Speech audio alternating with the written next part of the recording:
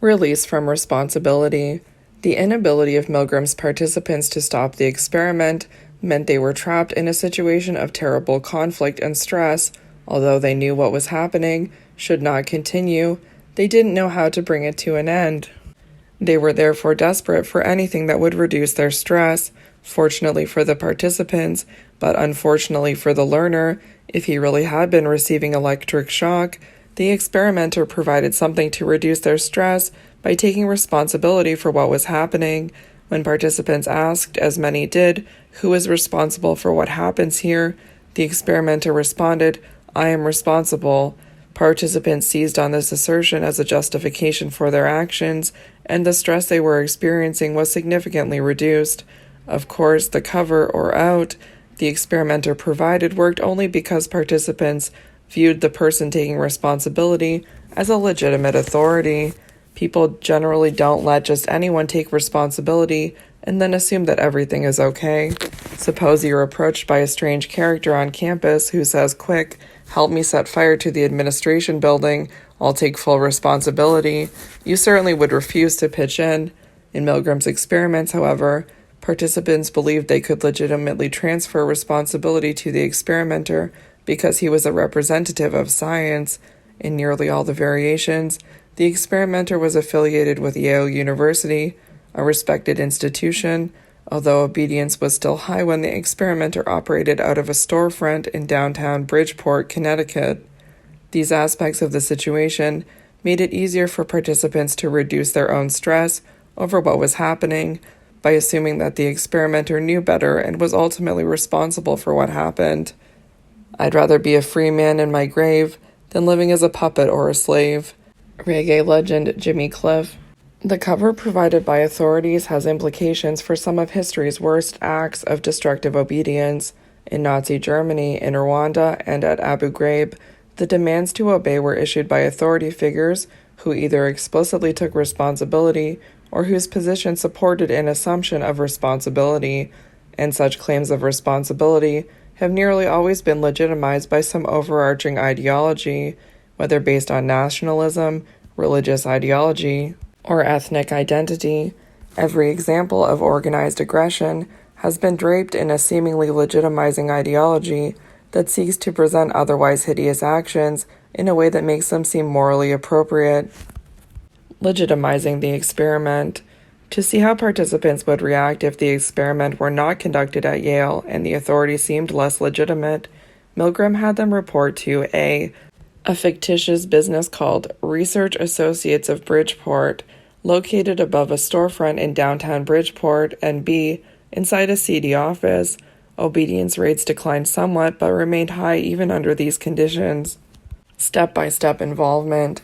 It's also important to remember that the participants in Milgram's experiments didn't deliver 450 volts of electric shock right away. Instead, each participant first administered only 15 volts to the learner. Who wouldn't do that? That's feedback, not punishment. Then 30 volts, no problem there either. Then 45, 60, 75. Each step a small one. Once participants started down this path, though, it was hard to stop, and they administered more and more shock. Indeed, the increments were so small that if a certain level of shock seemed like too much, why wouldn't the previous level also have been too much? The step-by-step nature of participants' obedience in these experiments is a powerful reason why so many administered as much electric shock as they did. Most of us have had the experience of gradually getting in over our heads in this way. We might tell a little white lie, but one that sets in motion a cascade of events that requires more and more deception. Many a TV sitcom plot rests on this very sequence. Our behavior often creates its own momentum, and it's hard to know in advance where that behavior will lead. Milgram's participants can certainly be forgiven for not foreseeing how everything would unfold. Would any of us have seen it any more clearly? The parallels between this element of Milgram's procedure and what happened in Nazi Germany are striking. Box 9.5. German citizens weren't asked, out of the blue, to assist with or condone the deportation of Jews, gypsies, gay people, and communists to the death camps. Instead, the rights of these groups were gradually stripped away. Certain business practices were restricted. then travel constraints were imposed, and then citizenship was narrowed. Only later were people loaded into boxcars and sent to the death camps. Of course, this step-by-step process in Nazi Germany is no excuse for the atrocities committed, but the Nazis would doubtless have had a much harder time getting so many people to comply if they had started with the last step. Box 9.5, Focus on History, Step-by-Step to Genocide. Anti-Jewish laws and policies of the German government before and during World War II are listed below. Notice the gradual nature of their severity. April 1, 1933, boycott of Jewish businesses is declared. April 7, 1933, a law for the restoration of the professional civil service authorizes the dismissal of most non-Aryan civil servants, especially those with Jewish parents or grandparents. September 22, 1933, reestablishment of the Reich Chamber of Culture leads to the removal of non-Aryans from organizations and enterprises related to literature, the press, broadcasting, music, and art. September 15, 1935, the Reich Citizenship Law defines citizens of the Reich as only those who are of German or kindred blood. September 16, 1935, the law for the protection of German blood and German honor forbids marriage between Jews and nationals of German or kindred blood and declares marriages conducted in defiance of this law void, forbids relations outside of marriage between Jews and nationals of German or kindred blood, and forbids Jews from employing in their household female nationals of German or kindred blood who are under age 45. November 16, 1936, Jews are prohibited from obtaining passports or traveling abroad except in special cases.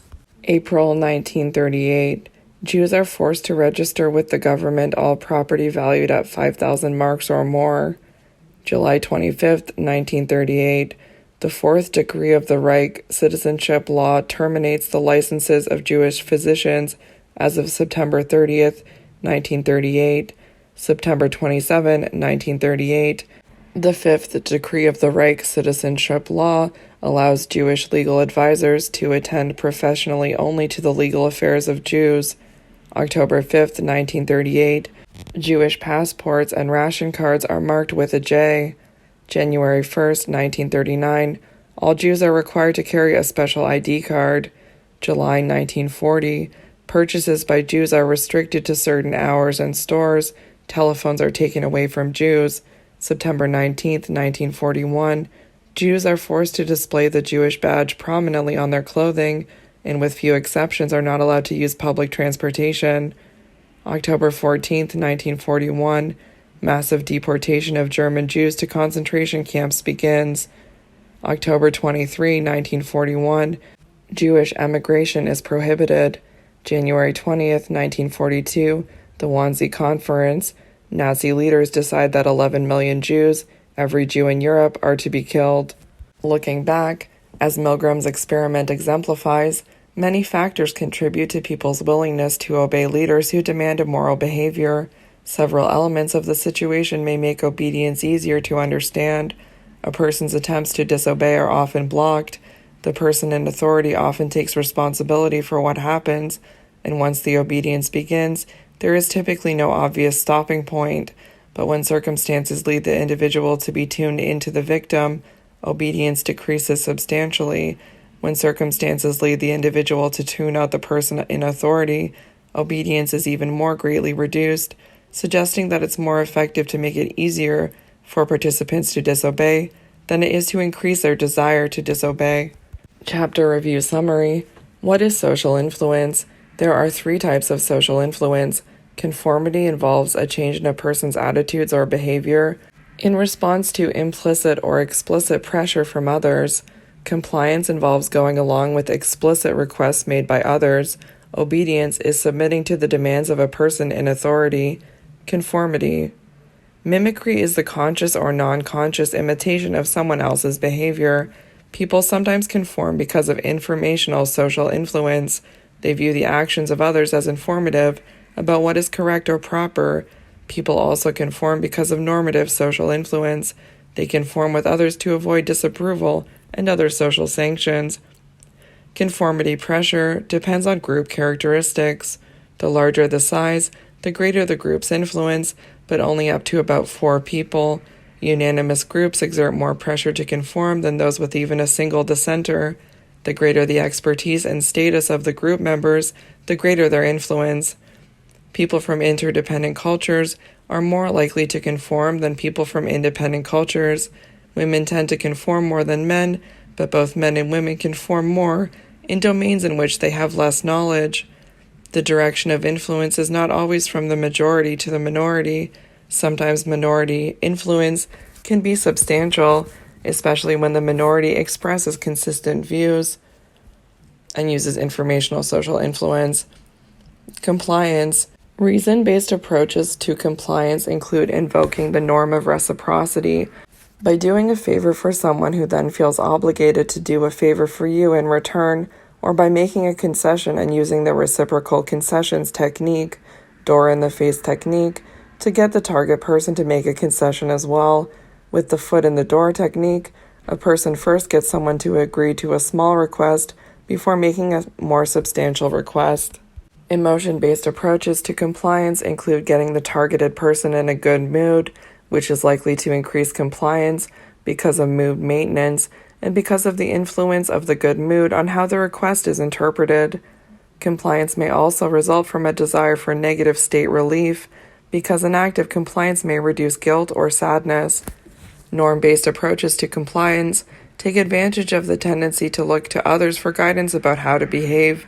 Descriptive norms indicate how people actually behave in specific contexts, and prescriptive norms indicate how people should behave in various situations.